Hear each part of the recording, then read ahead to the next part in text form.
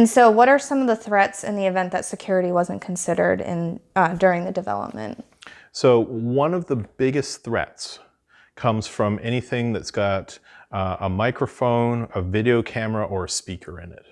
We've seen instances over the last couple of years where malicious organizations have taken over nanny cams and DVRs to go and build botnets.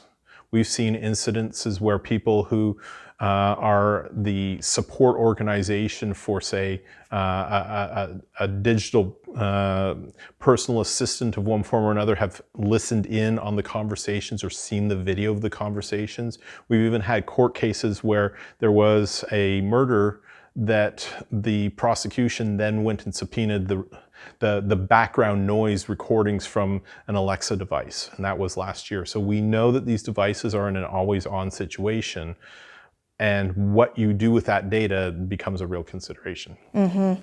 And what is the value for manufacturers for building security into these connected devices if they know that there's a possibility that there could be a malicious intent in hacking into some of these devices? What's the value for those manufacturers? So it's all about brand value.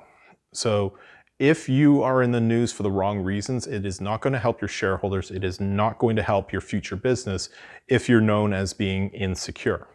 And there's no amount of PR that can go and offset having had something bad happen.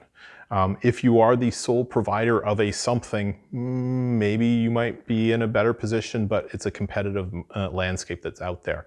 So invest in the cybersecurity upfront, invest in the threat models, understand what the risks are in the software that's being created, understand what the life cycle of that software is.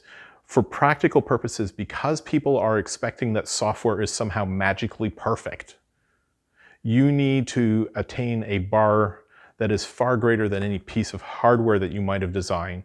And particularly, you need to be taking a look at the overall supply chain of what's being created, not just, I have some developers in-house who are making my software for me. There's a very strong probability that they're using library software from other sources, and that library software could itself have weaknesses in it. And if you don't pay attention to the combined custom and library origin software, you could be in a position where you get blindsided by something that you didn't even plan for.